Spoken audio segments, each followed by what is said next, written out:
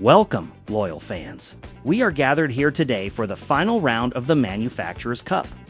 As expected, no news on the return of Matt Armstrong. The popular theory is that he might be busy because he crashed another one of his cars.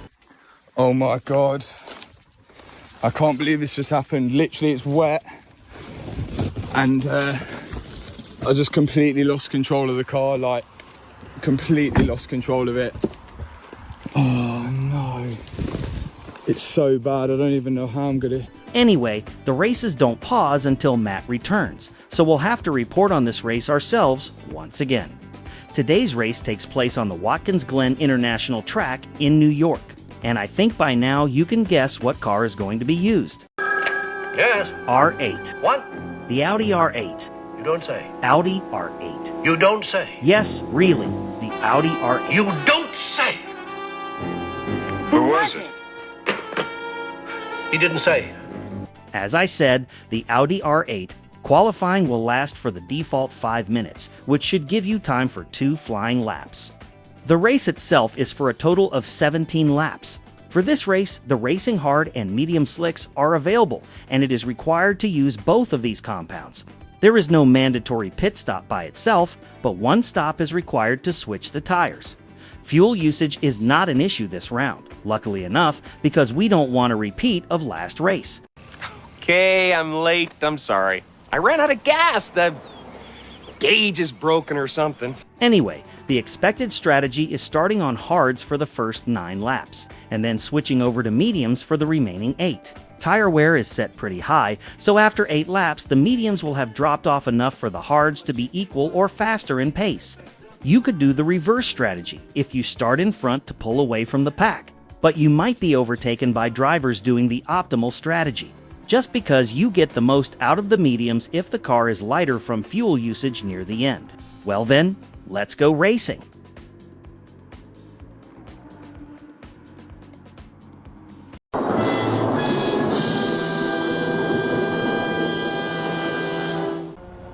Looks like we first have some highlights on our hands. Let's see what happened. Qualifying for the first race was pretty good. A 1 minute 46.3 resulted in a 5th position.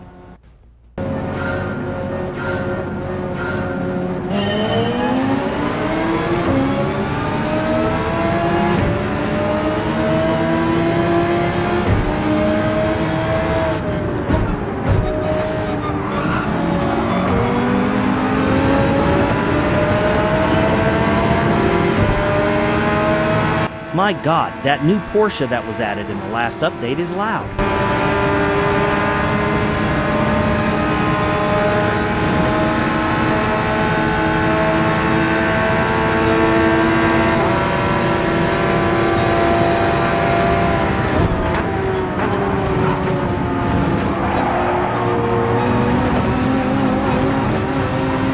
And here we see the joys of following cars closely in VR, combined with the Audi always having a hard time with curbs. That doesn't help for this chicane, and the first penalty is picked up immediately. With the tires now being dirty, as well as still rather cold, there doesn't seem to be much grip either.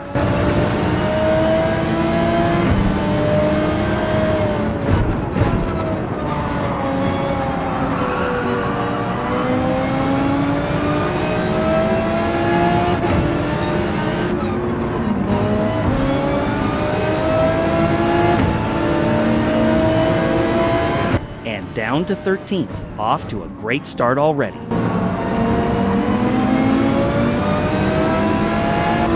By lap 6, a few places are gained due to mistakes from others. The Mercedes in front is holding Dordonoff up, so he wants to get past as soon as possible.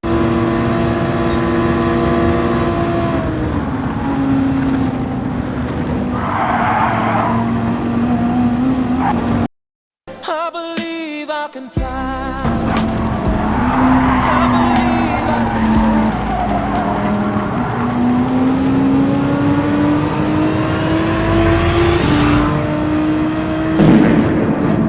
And that is a hefty double penalty for 2 track limits combined. Truly a masterful moment of racecraft on display here. Another harsh lesson learned.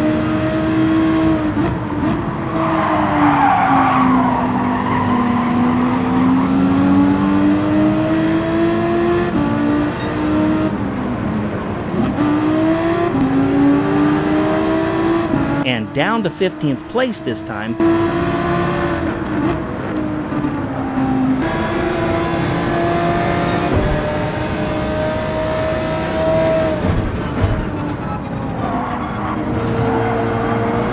A ghosted car in the middle of the racing line. While the car in front was able to pass through, it should be fine to try. Not much place to go, but outside getting another penalty. Let's trust the ghosting system. And of course, unghosted right at the very last moment. Contact was possible, and the car was even almost stationary. Why in hell should that unghost at that moment? Let's take a look what was going on for that car to be there in the first place.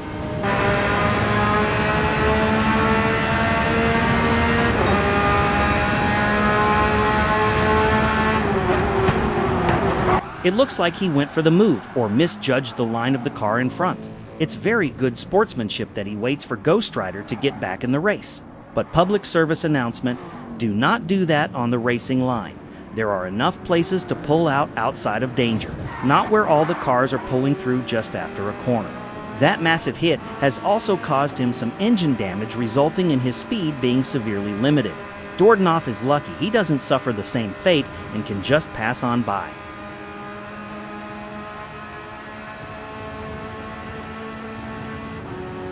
The small mistakes keep adding up in a race that was already going horrendously.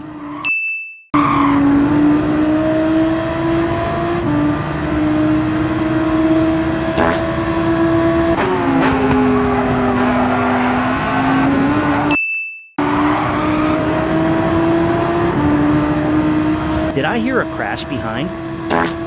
Let's take a look after this. Hey look, a familiar face has caught up with Dordnoff in his Audi.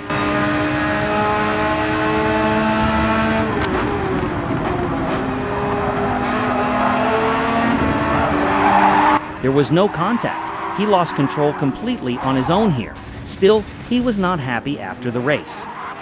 It sounds sarcastic, but both situations were completely on himself.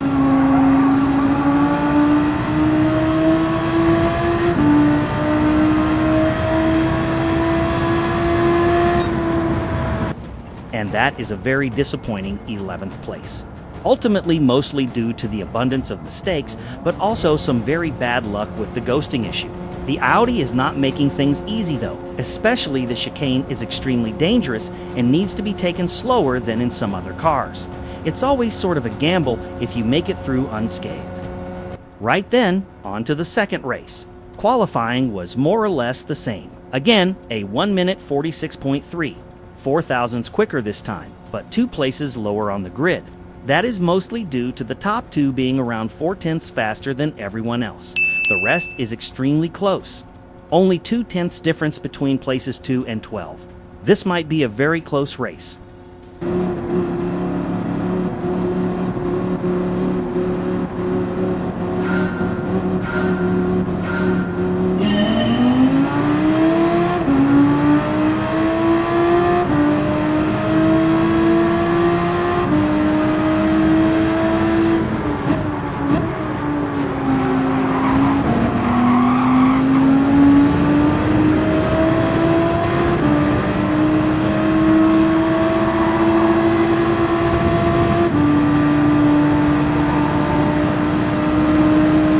BMW seems a bit shaky and ultimately takes a defensive line. It wasn't Dordnoff's intention to attack for now, but he will pull alongside and see what happens.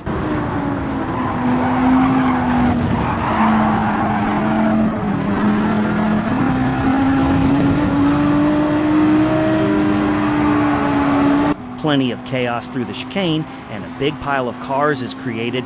This usually does not bode well.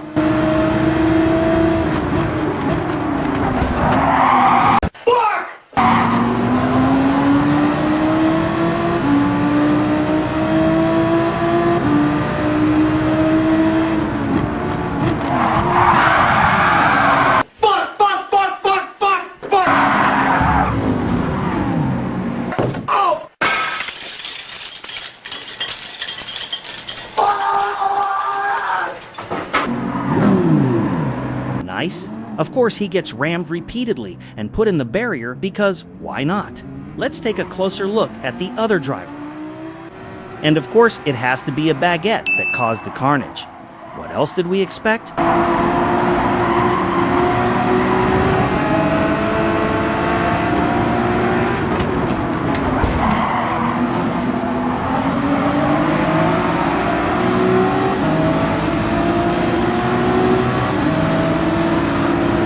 Let's pause it here. If we look closely, we see Dordonoff's brake lights lighting up. There is no brake input for the Frenchman yet. Let's see what his thoughts about braking are. This is the last frame before he starts to really brake. Still, almost no brakes. And he has already royally overshot the normal brake marker for this corner. It seems there was also some lag involved, maybe even the server itself, but it seems fishy at best. And now, he even manages to take out the other Audi driver as well. Double kill. And of course, he miraculously saves that spin and can carry on. Wow. Wow. A lap later, a frustrated Dordonoff is overdriving his car trying to make up lost time.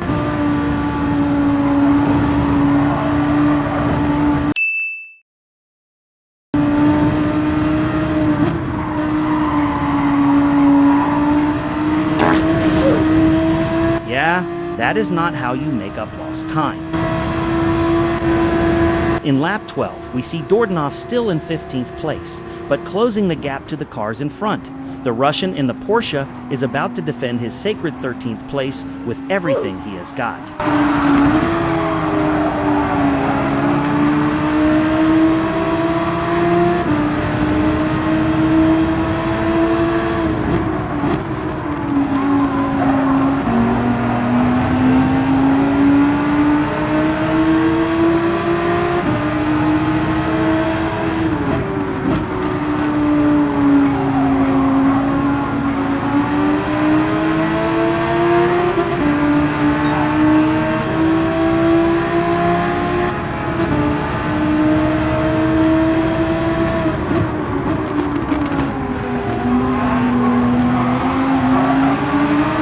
The other Audi is also joining the party. A little bit of luck with JB Lux's Audi helping him past, but we'll take it.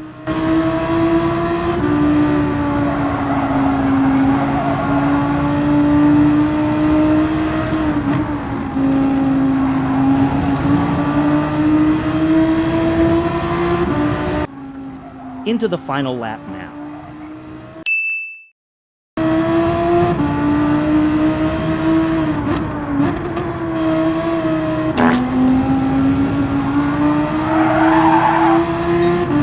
Luckily, the car behind seems to be too far away to profit from this penalty, but still, it's only going to be a 12th place out of 13 cars finishing the race.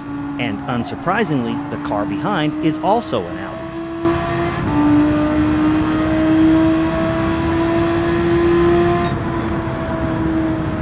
And once again, a race we should quickly forget. Not actually due to mistakes that were made, but more how the race was kind of ended by another driver in the first lap. On to the next.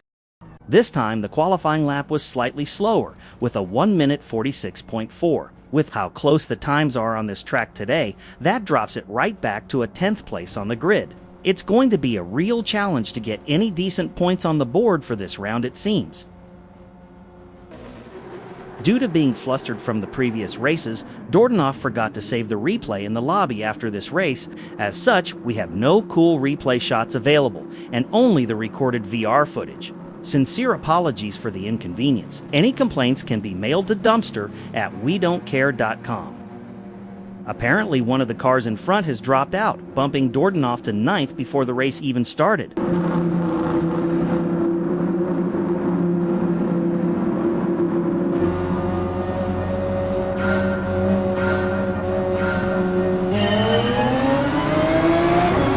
Just in front, we see our good friend Troy Bayliss in his Ferrari. It seems he changed his livery to have other colors in hopes to not be recognized.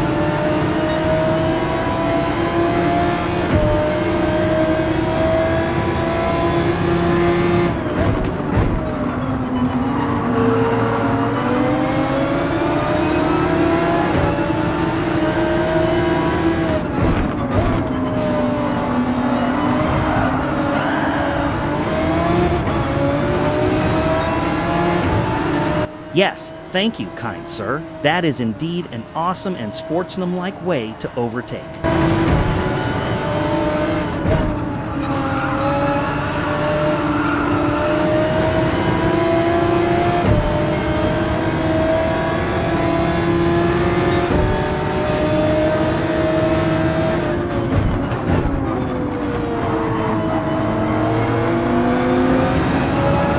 One bad overtake leads to another car taking advantage, and it isn't even clear if they are on the better compound now. All that can be done is trying to keep the head down and hoping on incidents and mistakes from others.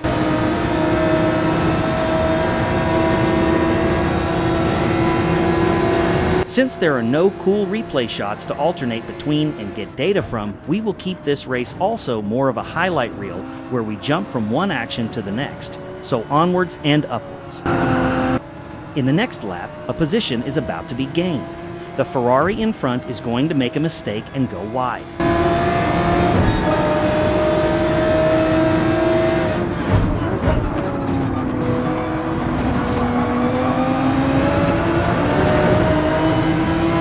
He even had the awareness of trying to make room to allow for Dordanov to pass.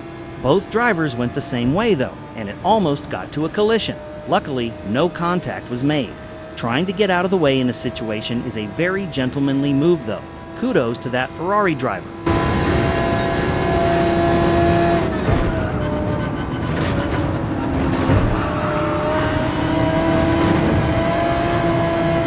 The other Ferrari behind has been pushing for a bit now.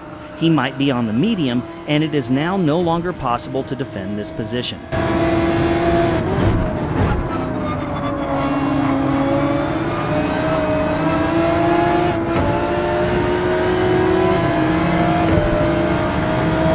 People in front are getting pushy, and there is also a penalty waiting to be served. This might get interesting.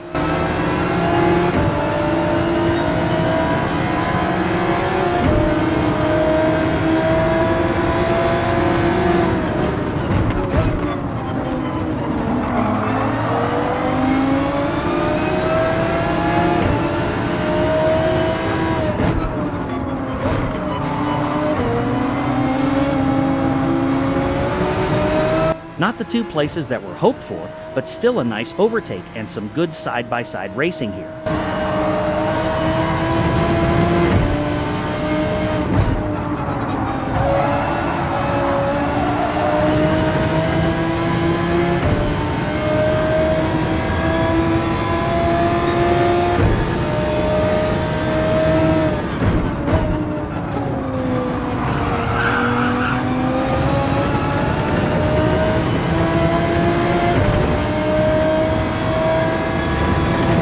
A lap later, trying to push towards the cars in front leads to an unfortunate mistake.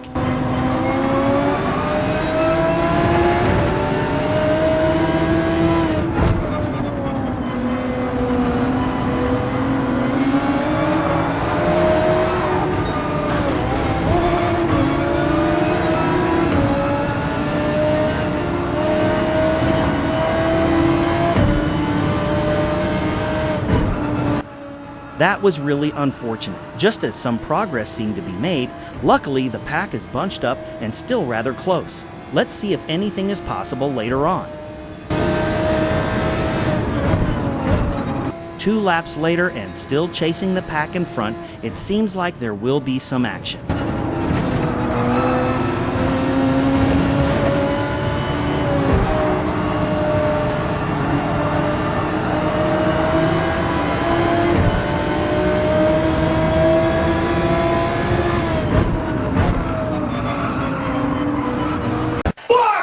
While trying to defend against the Ferrari, the corner was overshot, and it is down to last place.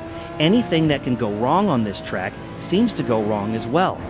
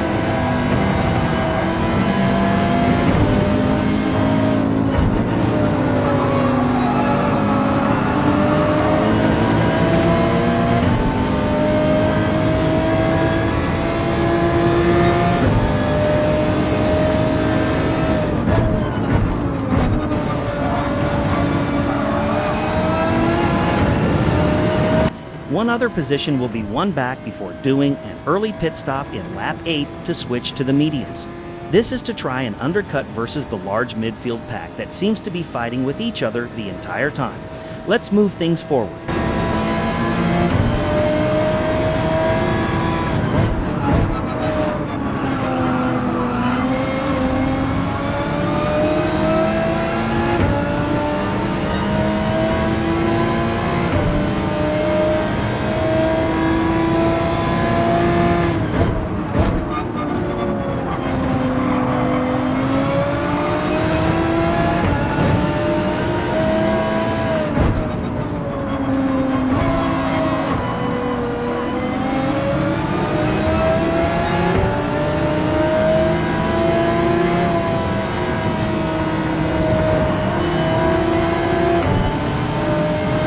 That will be a penalty for the Ferrari in front for crossing the pit line for sure.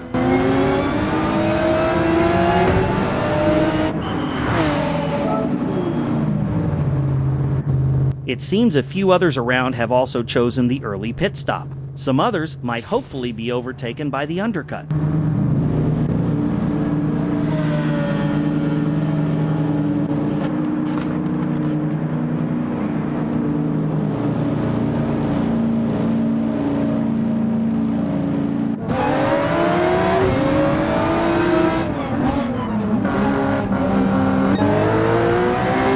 And there we see the confirmation on the penalty for the Ferrari. That position will be won at the penalty line for sure.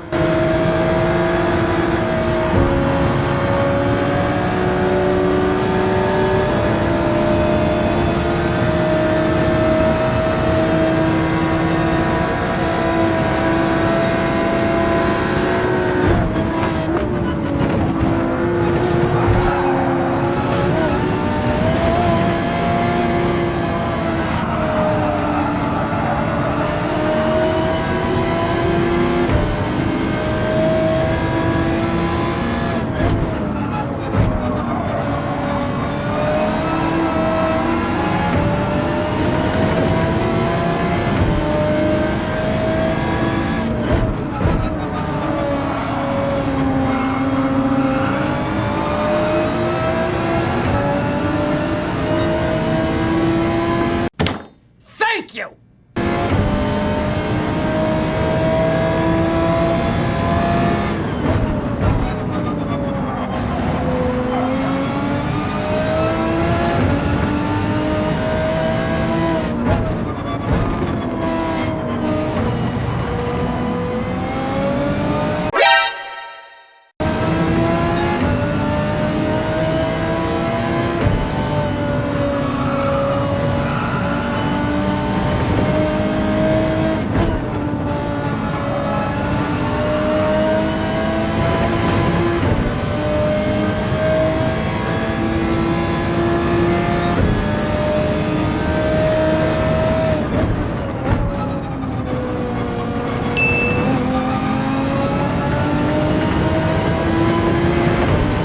Back into 11th now. At least the undercut is slightly working, and others are also still making mistakes.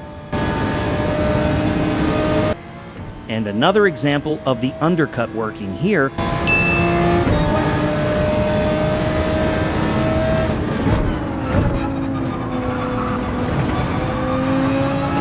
Further up front, a pack of cars is visible. Hopefully they will slow each other while fighting, or are maybe even using the hard tires now. Let's see if they can be reeled in. 2 laps later, and they are a lot closer already.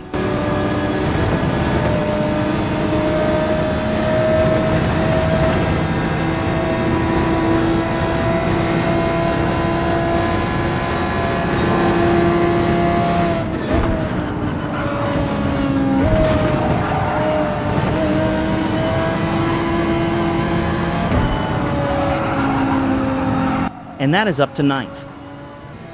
A lap later, the pink Porsche in front is about to make a costly mistake. A 1-second penalty. That position is up for grabs.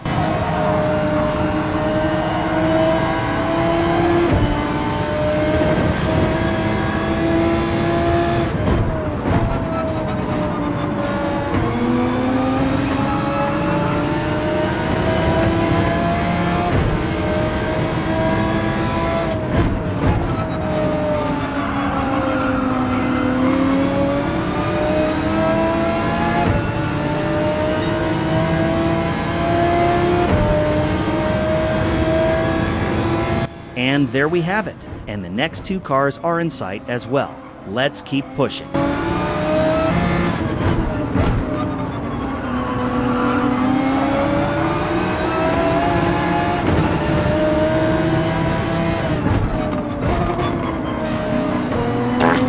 Penalty, but also a costly mistake from the other Audi, a mistake we have seen before in first person as well. It's now important to try and make a gap to counteract the time that will be lost due to the penalty.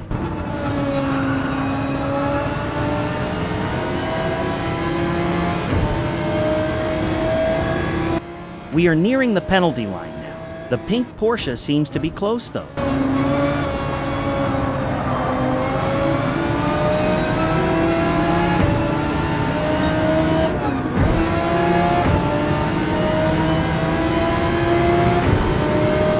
Just enough time and space to cut back in before the Audi. Just one more lap to at least finish in the top half of the grid. That will be an achievement by itself considering how things went today.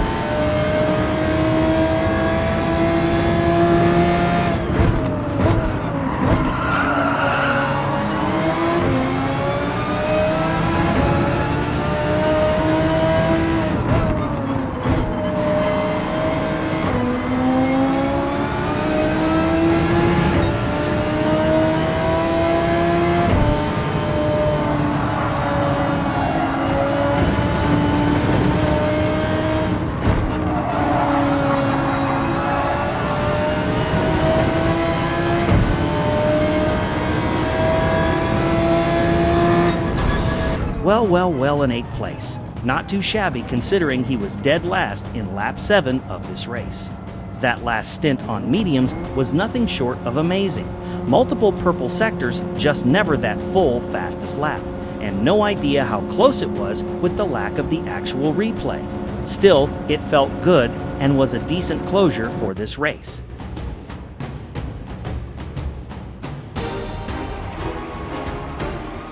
No more time slots remaining for another try though, so this is it. And the 123 points won are the lowest of the season, even lower than the 129 for the round of the Nürburgring. Seeing as how the worst round is dropped from the results for the final standing, this round could have just as easily been skipped, but we also want to learn, and there were plenty of mistakes to learn from today.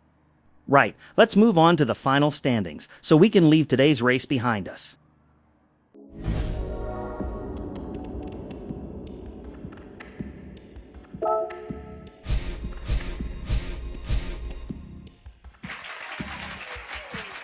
Just missed out on top 25% for Audi. That is a shame, but still an overall decent season.